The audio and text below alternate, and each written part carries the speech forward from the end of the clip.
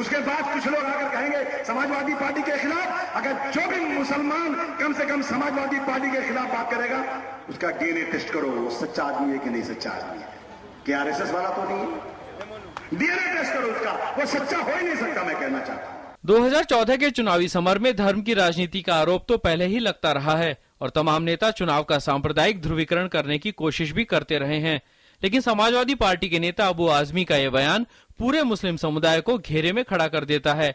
यही वजह है कि आजमी के इस बयान की हर ओर निंदा हो रही है और सबने अबू आजमी के साथ ही समाजवादी पार्टी पर भी निशाना साधा है। वो ये कहते हैं कि जो समाजवादी को वोट देगा वही सच्चा मुसलमान है, तो क्या मुलायम सिंह जो है जन्नत में ले जाएंगे मुसलमानों को? मुलायम सिंह मुसलमानों के पोप हैं क्या? और समाजवादी पार्टी के नेता अबू आसिम आजमी ने ये कहकर बहुत बड़ा नुकसान किया है मुसलमानों का। क्या ऐसा तो नहीं है कि समाजवादी पार्टी मुजफ्फरनगर के उन मजलूमों का डीएनए कराना चाहती हो, जो लोग मारे गए उनके खानदानों का, जो लोग कैंपों में रहे 50,000 लोग, वो उन्होंने सबसे ज्यादा समाजवादी पार्टी के खिलाफ वोट दिया है। उनका डीएनए कराने की अगर कोई प्लानिंग है तो मैं कह नहीं सकता, शायद इसीलिए ये बयान दिया हो।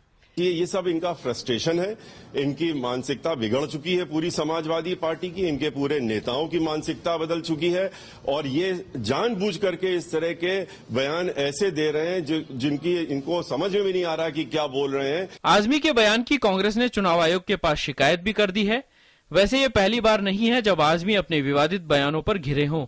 इससे पहले महिलाओं के बारे में दिए गए बयान पर वो लोगों के निशाने पर थे। आजमी के बयान की मुस्लिम धर्मगुरुओं ने भी जोरदार निंदा की है। ना समझी का बयान है और इसकी हम मजम्मत भी करते हैं, और जो भी इस तरह के बयान लोग दे रहे हैं वो उनको ये समझना चाहिए कि पार्टी को या लीडर को वोट जब मिलता है जब उसका काम अच्छा हो, उसके इश्यूज अच्छे हों।